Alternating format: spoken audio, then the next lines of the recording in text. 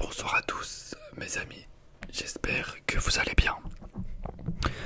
J'espère que vous avez passé une très bonne journée. Pour ma part, tout s'est très bien passé. On va remettre ça tranquillement. Pour ma part, tout s'est très bien passé. Et aujourd'hui on se retrouve pour une vidéo un peu analyse. Une vidéo un petit peu de réaction sur le match qu'il y a eu il y a quelques minutes, qui s'est fini il y a quelques minutes entre les streamers français et les streamers espagnols. C'était un match très moyen et on va analyser ça ensemble. J'espère que ça va vous plaire. Et n'hésitez pas encore une fois à vous abonner sur mon TikTok, que je vous mettrai le lien en description. Voilà, ça pourra être assez sympathique. Merci à tous. Alors en fait, sur ce match, donc on avait les streamers français composés d'Amine qui était le capitaine. On avait aussi Bruce Granek, on avait Poumassar je crois. Sachant que moi je regarde pas du tout de stream, je regarde vraiment pas, je les connais juste de nom. Voilà. Mais voilà, Poumassar, on avait un mec qui s'appelait Sacha, et le reste je sais plus trop. Contre des Espagnols de DJ Mario, qui était le capitaine, et lui il m'a fait trop rire lui. Alors lui il est énorme.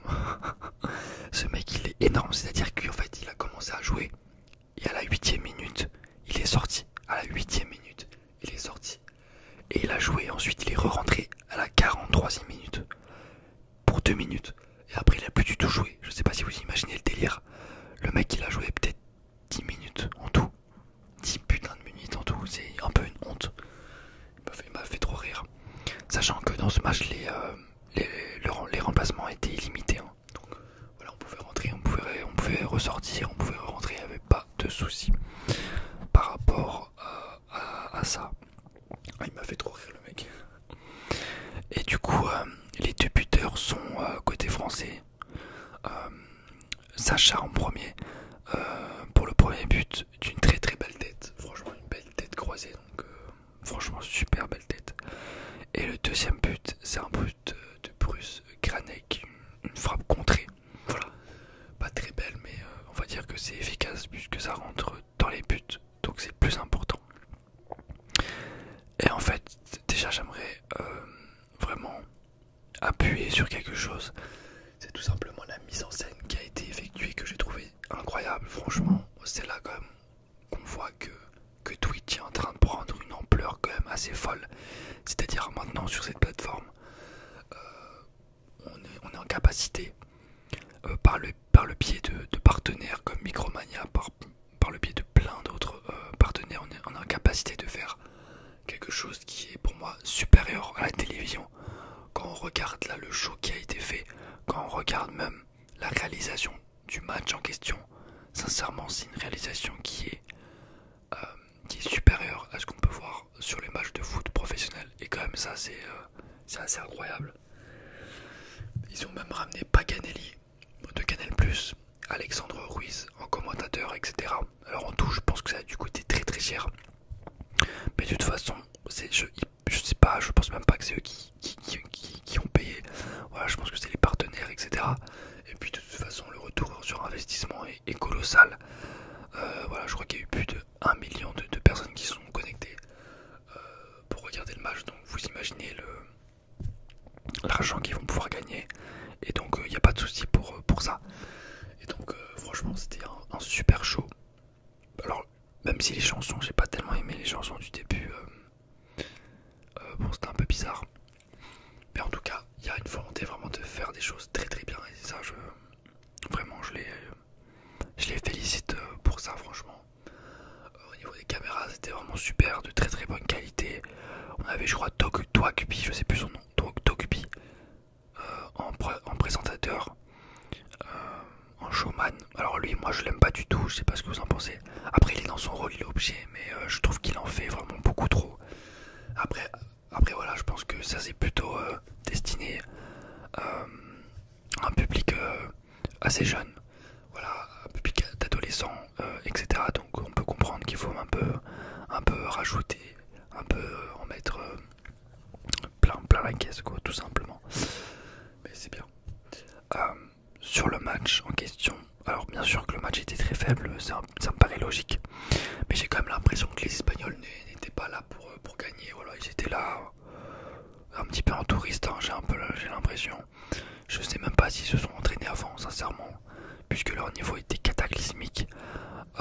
C'est-à-dire qu'ils ont eu 0 tir durant tout le match, ils ont fini avec 0 tir et même 0 occasion. C'est quand même incroyable.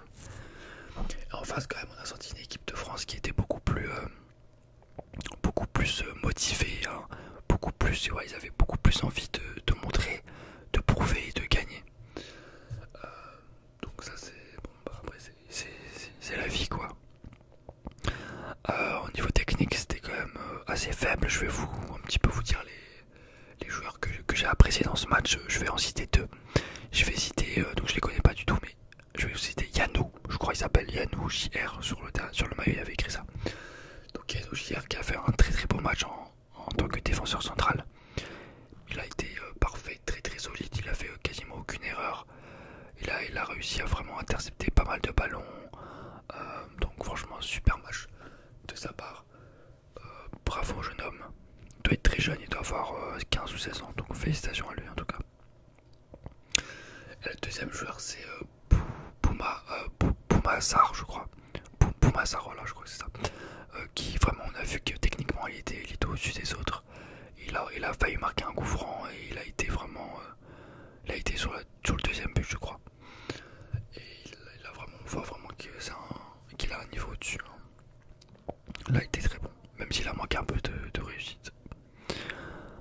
Côté espagnol c'est un peu compliqué de trouver des bons joueurs.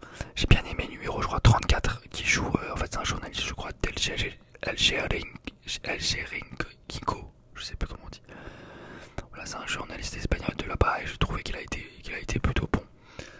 Et il y a aussi un Renoir qui a été plutôt bon. Je sais plus son nom, je suis désolé, il a une petite boucle d'oreille. Je trouvais plutôt bon, correct. Après il y a pas mal de petits. Pas mal de petits qui étaient vraiment assez hautains et assez énervés, c'était plutôt drôle. Par contre j'ai pas tellement aimé certaines choses comme un petit peu quelques c'est chauffourés que j'ai pas tellement compris pour un match comme cela. Donc voilà, et même sur la fin j'ai pas trouvé ça super personnellement.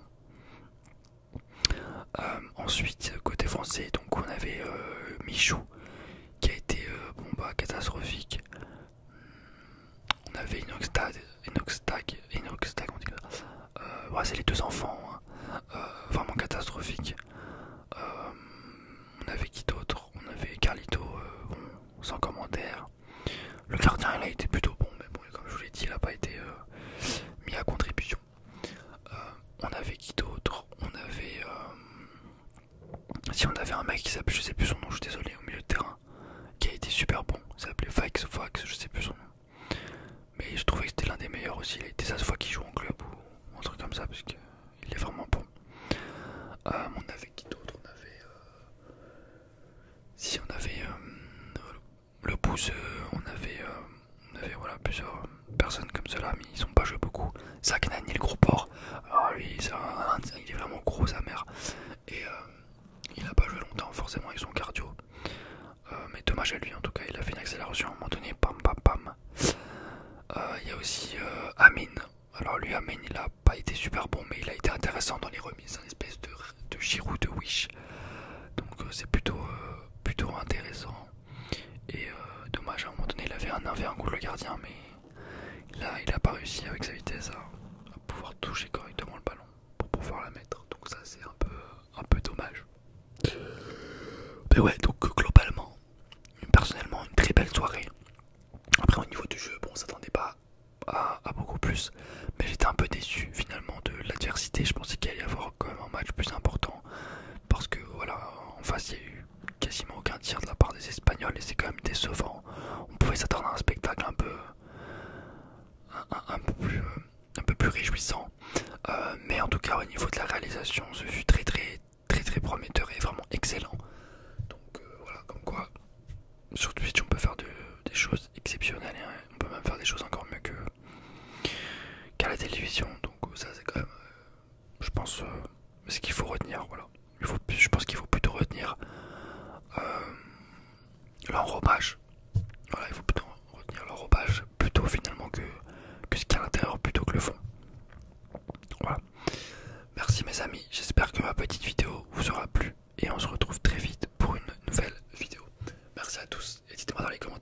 pensais du